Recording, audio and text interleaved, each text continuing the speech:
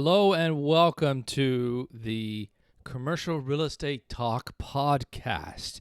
That's right, you heard it first here live. Commercial Real Estate Talk podcast. This is episode 124, formerly known as the Don't Sign the Lease podcast. We've changed our approach to the podcast to what we're doing in terms of providing commercial real estate help. And so we think the Commercial Real Estate Talk is going to be a much better way to go than Don't Sign the Lease. It's served its purpose. I've still got the logo back here, still very much part of the show. The Don't Sign the Lease concept, don'tsignthelease.com, is still where you're going to go to find all your commercial real estate help for now. But we are retitling the podcast to Commercial Real Estate Talk by George Morales. That's me. This is now episode 124, and we've titled this Office Sector Woes Part 4. For those of you who've been listening for a while, and this is episode 124, that implies that we have 123 previous episodes. The last 3 or 4, we have now started to release them on YouTube. So please find us on YouTube. Currently, it's still the Don't Sign the Lease website or YouTube channel, but when you go there, you'll see that it's Commercial Real Estate Talk. So please look us up. We'll have a link to the description of the YouTube in case you want to take a look at what we're doing here through video versus just audio. You can take a look, and I would encourage you to do that because like last week we covered, now we didn't have that many views last week, so I encourage you to see that. We did have plenty of views. Praise God for the Brickell Avenue outlook. So maybe the market's saying we need to do more of those. But last week's video, we even played a 5-minute clip from Fox Business News relating commercial real estate. So we'll be able to do that a little bit more. And we look at charts. It's going to be a lot more impactful and meaningful when you can tune in and take a look at it live. So please, if you haven't already, please subscribe to our YouTube channel. That will help us continue to produce good context. We are going to start providing some shorts, 1-minute clips teaching commercial real estate. Really going to try to stay in the lane of commercial real estate leasing, office leasing, and everything that goes with it, retail leasing, industrial leasing. And so look for that. That's going to be our summer project as things slow down. We're going to start putting out these 1-minute shorts. So we need everyone who's listening to please subscribe. Not just you've already subscribed to this podcast. If you listen to it audio, please go to the YouTube channel and hit subscribe so that we can start pushing those through your way. So we've entitled this Office Sector Woes. But before we get in there, here's kind of a fun little article to get into, and that is coming from buildings.com, and it's 5 top tenant amenities for 2024 and how to choose the right ones. Now, maybe the article will tell us how they chose these amenities. I kind of found them to be comical. But what types of amenity spaces are office tenants expecting today? We explored 2024's top bells and whistles and how to determine what makes sense for your building. If you've been with us a while, we talk often about flight to quality. We hit on that last week. We hit on that one on the Brickell Avenue podcast. And that is tenants are looking for newer buildings that provide more amenities. They're willing to even pay more for these amenities. Why? In today's case, it's not because prices have come down, but it's because they need less square footage. So they're willing to pay a little bit more per square foot if they get better amenities because they're already planning to take less space.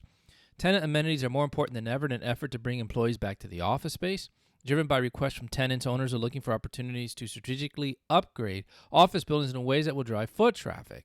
All right, let's just cut to the chase, right? Here's number 1. And if you're watching in the video, it's already been spoiled. Pickleball courts.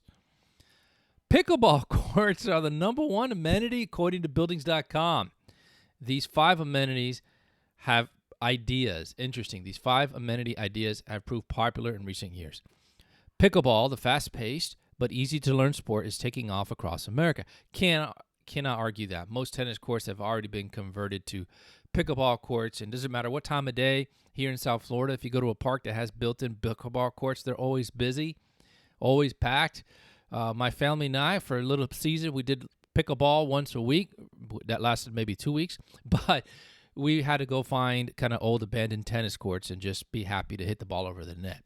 But pickleball, played on a court the same size as doubles as badminton court, Resembles tennis or table tennis. Okay, well, we know about that. Pickleball is really hot now, added Tiffany Hughes, Senior Project Interior Designer, FCA. The building housing FCA's offices as a multi-purpose outdoor space that sometimes hosts pickleball matches. There was, frankly, an underutilized outdoor courtyard directly off what used to be the conference center. Now it's accessed by the gym. Directly off the fitness center, you can go outside, do yoga, have outdoor classes, or do pickleball lessons. Now, I will say this, rooftop parking garages that are not being utilized, this is probably a great thing to do. In Brickell, downtown Miami, sometimes this is small ball or small court soccer that you see, because soccer is very, very famous in Latin America, South Florida. But pickleball courts, probably something more people would play than soccer. So not a bad idea. I'm not sure that corporate America is really demanding pickleball courts, but that's what they have as their number one amenity. So if you're an office building and you've got a blank canvas, top floor of a parking garage, an empty space, think about pickleball courts. Number 2, gyms and health services. This isn't anything new.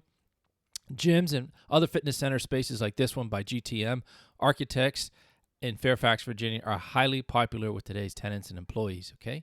That's, a space for people to work out is a major attraction. According to the article, it saves people time they'd otherwise spend going to off-gym sites on the way to or from the office.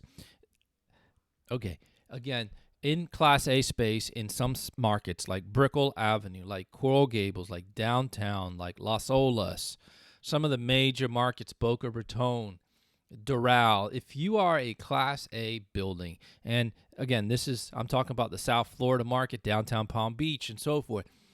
Orlando, I know is this the case as well, downtown Orlando, downtown Tampa. These are places I've done deals and have represented clients in. I can't speak about Atlanta because I haven't done a deal in Atlanta yet. I can't speak about Dallas. But in Florida, in these major markets, Orlando, Tampa, Palm Beach, Broward County, Miami-Dade County, yes, if you're a true Class A, you have to have a gym or some type of healthcare service space that is generally free for tenants and their employees. Now, that is a checkbox amenity that you have to have. How often is it used? The other one is conference facilities. Those probably get used more than the gym, but how often are gyms used? It probably is going to vary based on the demographics, age, and so forth. But my experience has been people like their gym closer to their home. They want to be able to go after work or before work or on the weekend and don't necessarily want to associate working out with office. Why? Because you got to go there earlier. So it's like I'm going to work even more hours because I have to now get there an hour or two earlier, or I stay an hour or two afterwards. And that, at least in South Florida, is not the way that folks operate because we all drive cars. And everybody wants to get to work and get out of work as fast as possible. So I think that's one reason why the gyms, while you have to have it if you're a Class A landlord, it's part of what delineates, makes you a Class A space. It's not necessarily one of those amenities that are used. And in a way, for the landlords, who cares, right? The less it's used, the less they have to maintain it. This equipment's not breaking down. It's not being torn apart. The place doesn't have to be cleaned as much, but you check box that we have the gym and you move on and everybody is happy. And besides the fact, tenants, guess who's paying for these gyms and these amenity spaces? You are, in the forms of operating expenses. So again, for the landlord, whether you use it or not is irrelevant as long as it helps you sign a lease. That's what they care about. Number 3, common conference and co-working space. Office tenants are downsizing their footprints. One of the first spaces to be cut is often a large conference room. However, that can leave tenants in the lurk if they need to gather many employees together in communal space. Building owners can meet that need with flexible conference space that can be checked out as needed. Usually, what I've seen is you've got a large conference that maybe sits up to 16, 20 people, and a second conference that maybe sits 10 people, a little vestibule with a little kitchenette, so several, it could operate for that closing for the title company, or it can operate for that boardroom meeting that happens once a month. This is great amenity. Now, this is one that I do see used very often, especially in buildings that cater to the local community. You could be a 2,000 square foot law firm and on occasion need a much larger conference room that you'd ever want to dedicate. In 2,000 square feet, this is a great amenity to have. And so one of the buildings that I'm associated with here in North Miami, the 11900 Biscayne Boulevard building. We're looking to do this very thing, and I think it's going to be very well received. All right, number 4, outdoor areas as an amenity space. And I guess work and relaxation, the article says, and outdoor terraces are differentiators for buildings that have that option. Views of outdoors can also enliven the indoors. Now, I was privileged to be able to visit Tishman Speyer's offices at Rockefeller Center area, and they showed me, the over-the-top outdoor spaces that they have and amenities. I mean, you're talking bar, you're talking about sushi bar.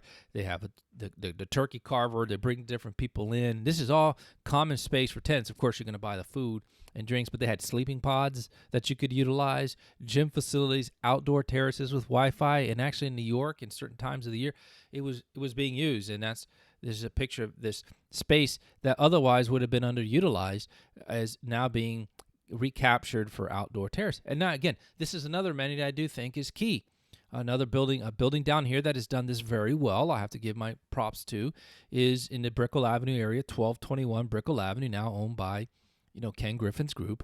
But they took one of the floors, I forget which floor it is, so don't quote me, but they took one of the floors and made it essentially management office and tenant amenity suite. So you've got indoor areas, even ping pong and video games, Wi-Fi areas, coffee machines set up, water, and then you have this beautiful outdoor terrace. Of course, we in South Florida is beautiful. You can see the bay even from some of the angles there. So they took some space and decided, we're almost a 300,000 square foot building. Let's take 10,000 feet. And tenants are going to pay for it again through operating expenses, but let's convert it to outdoor area and tenant amenity space. And I do think this makes a difference. You'd need a place to be able to make. You have a conference call at 3:00. When I worked on Brickell Key Island, representing Tishman Speyer, our outdoor space was the island. Right, it's a little island located right off Brickell Avenue. And so if I knew I had a call at 3 that was going to go for about an hour and it was pleasant outside, I'd take my cell phone outside. I'd make the call on one of the benches or walk around the island as we were handling, important business decisions. I was staring at manatees and fish, sometimes even see octopus out there. It was beautiful. And dolphins and all kinds of marine life. But anyhow, this is a key. And number 5, they have snack and food options, and this is always going to be a differentiator for Class A, having a quality restaurant, not just snacks and food options, but a coffee shop, a quality lunch restaurant that you can take clients to. And certainly what's popular now is these vending machines that almost bring prepared food or healthy options. This is a big amenity too. Office workers have spent the last few years enjoying free reign over whatever snacks and drinks available at their homes. Building owners can dominate the gourmet game by offering full-service snack bars, restaurants, and a wide variety of beverages beyond what is feasible from work-from-home setup. So that's the top 5 amenities. Number 5, snack and food options, 4 outdoor areas, 3 common area conference rooms, 2 gyms, and 1 pickleball courts, which still surprises me when I see it. There's a lot more. The article continues. It's just a good time to pause and ask, thank you. I'm sure you've already subscribed and given us a thumbs up. If you haven't, pause the tape. Go do that, please. That will really help the show, help us grow our reach, and help us continue to produce good content. Second, if you haven't already, found us on Blue Box Real Estate. That's how we pay the bills. Blue Box Real Estate is kind of the host or the sponsor of this podcast. Blue Box Real Estate, we're an independent commercial real estate advisory firm established in 2017. We do tenant advisory services, landlord advisory services, and investment sales. So find us at blueboxre.com. You can also go to our Blue Box corporate page on LinkedIn and connect with us there. And all these articles that we talk about appear. As you can see here in the feed, we are posting several times a day, including creating new content like this podcast, market reports and so forth, and soon to be shorts coming out. Now that'll probably appear both on Blue Box and this Commercial Real Estate Talk or Commercial Real Estate Help, or Don't Sign the Lease. We're all over the place with the branding, but again, good reminder to do that. And if you go to blueboxre.com and subscribe every Monday morning, you'll get a beautiful email, non-solicitation, telling you about the real estate articles that came out throughout the week. And again, what we do is we highlight the top ones that we see nationally that we want to talk about on this show, and that's what this show is about. We kind of review the top national news, what dominated the last week in commercial real estate, and we deconstruct it. We talk about it, hopefully give you a game plan how to move forward. All right, that's number one. Now, the title of the show, that doesn't really have anything to do with the title of the show, Office Sector Woes Part 4, which implies there was 3 other parts. Now, those aren't video, audio. Please go back and listen to those. But here's why we titled it that. And we're going to start just progressively sliding down and downward. Okay, CoStar, thank you, reports Walmart asks 1,266 employees to relocate as it closes downtown Dallas office. Okay, that's a lot of office. That's a lot of people. Retail giant looks for workers to move to Arkansas headquarters. I mean, that's just not too far, but it's like, would you go to Georgia from Florida? I don't know. Offices also in San Francisco, New Jersey. So you have your choice. Would you rather live in Arkansas, San Francisco, or New Jersey? I don't know. I'm probably going to Arkansas. Sign me up for the Razorbacks versus going to San Francisco or New Jersey. But let's go. Walmart is asking 1,266 employees working at its so-called Technology Innovation Hub in downtown Dallas to relocate to other U.S. markets as part of its plan requiring remote employees to report to one of retail giant's primary offices. So what's been prevalent that we've been covering lately is corporate America is asking folks, you need to come back to the office. And in doing that, downtown Dallas is going to get shut down for Walmart, and they're going to require that these folks move. I mean, you talk about a double whammy. You've been working from home 3 or 4 years, and you've structured your lifestyle around that. Now, not only does Walmart demand that you come back to the office, they're demanding that you come back to another state. I think that's a little bit too much, in my opinion, but you know what? They keep rolling back those prices. I guess that's what America cares about. The retailers told employees earlier this month it would be asking workers in Dallas, Atlanta, and Toronto to relocate its corporate office headquarters in Bentonville, Arkansas, as well as regional offices in San Francisco Bay and Hoboken, New Jersey. I probably didn't say that right. Walmart has changed its operations, which led the retailer cutting hundreds of jobs at its campuses, the company said in a memo. So you see, that's what a way to do it. You cut a bunch of jobs, and then those that are left, you announce you're relocating. So what are you going to do? Say no, unless you're going to lose your job too. They have until January of 2025, it looks like, to do that. All right, the article continues. They currently have, let's see here, a 32,000 square. They renewed a 32,000 square foot office space, expanded another 10 for about 8,000 square feet, and new leasing of 5,600 square feet in the Dallas building that they're leaving. So what they're trying to say here is that the landlord, Granite Properties, is still doing some deals, and they're not going to be up a creek without a paddle. They're 90% leased, so they're going to be less than 90% once Walmart closes its offices. The article doesn't tell us how much square footage they have, but I'd imagine it's very significant, and they'll have the brokers have a lot of work to do there. So there you go. Walmart laying people off, relocating people, closing offices down, moving out of Dallas. Now, another article from CoStar, again, which kind of deals with the theme office sector woes. And if you're only listening, you're missing just this. This is just a beautiful picture of Boston's downtown.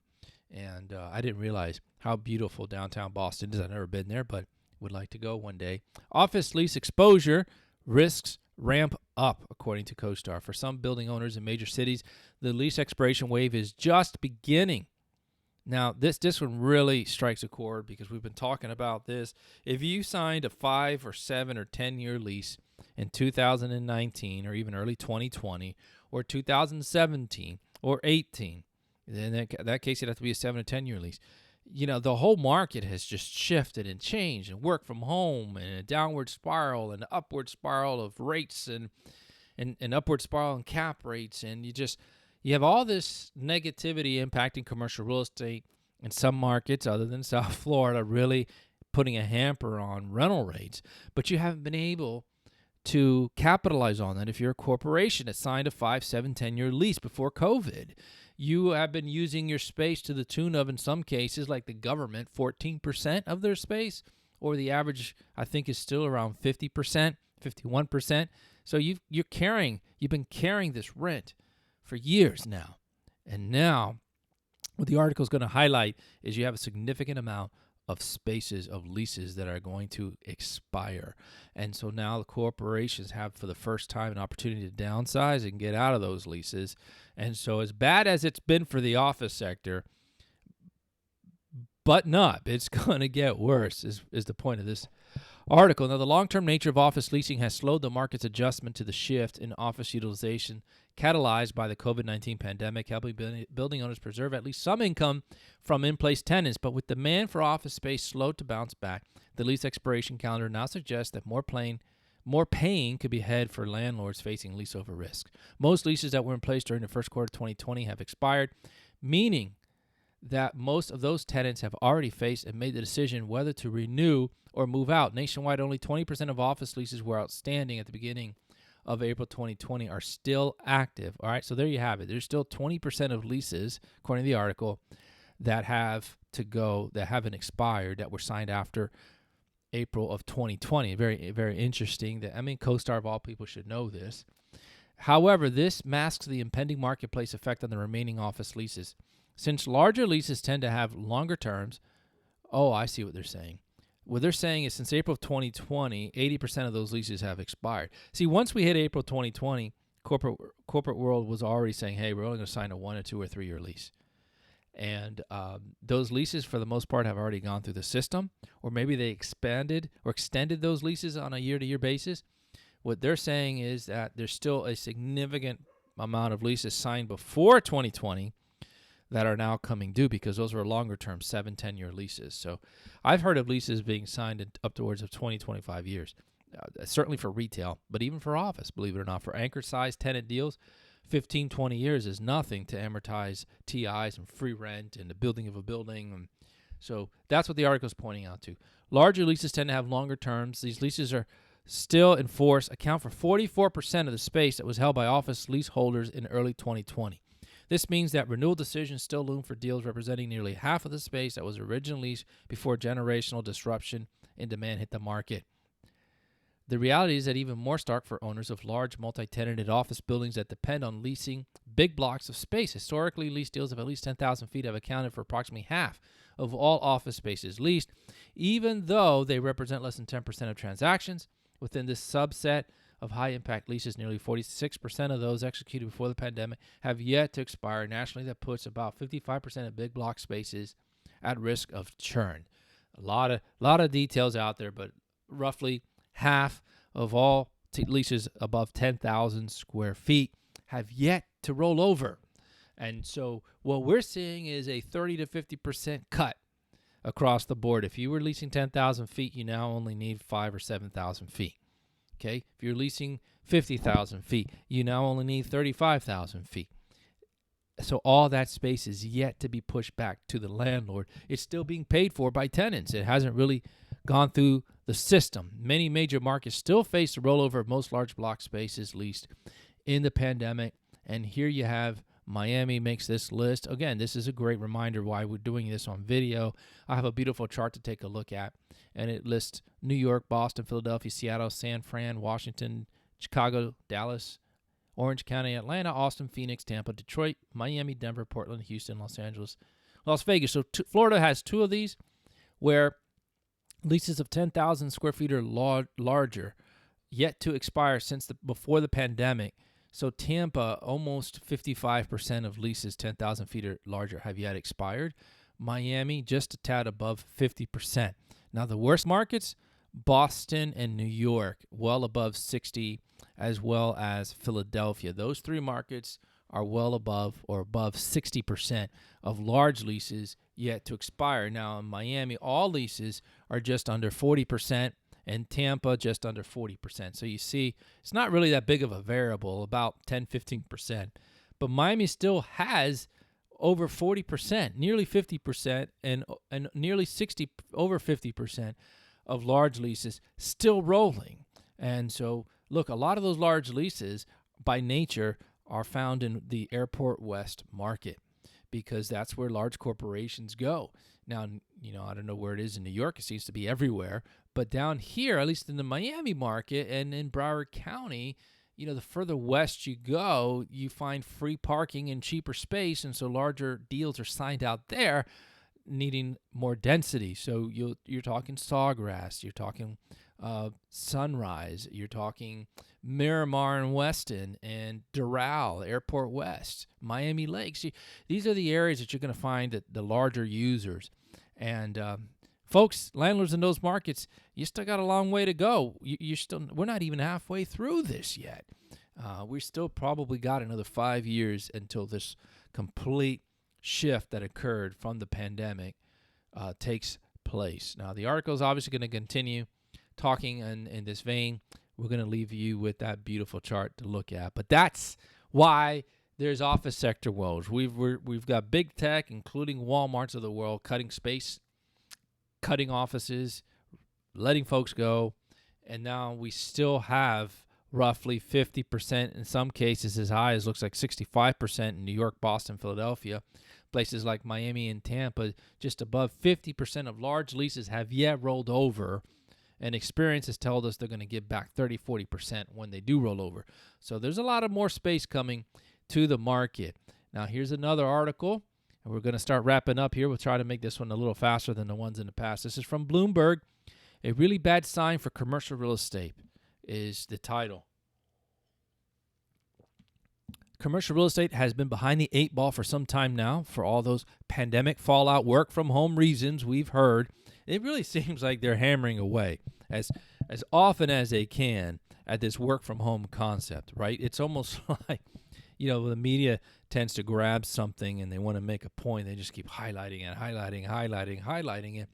And so eventually they become the story. They kind of write themselves into the story. Well, it seems like work from home has become a negative phrase, where I know for many folks it's been a wonderful thing, but certainly not for large owners of real estate.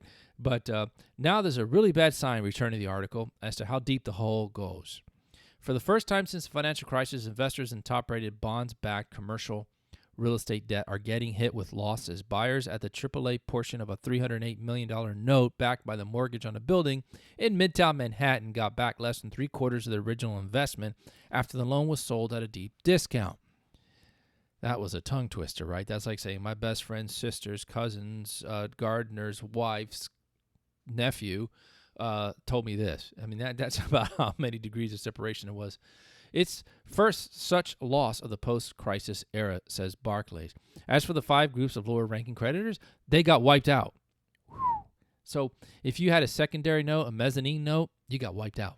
So that's bad news. Market watchers say the fact that the pain is reaching all the way up to top-ranked holders, overwhelming safeguards put in place to ensure their full repayment is a testament to how deeply distressed pockets of the U.S. commercial real estate markets have become. The last article will hit on that.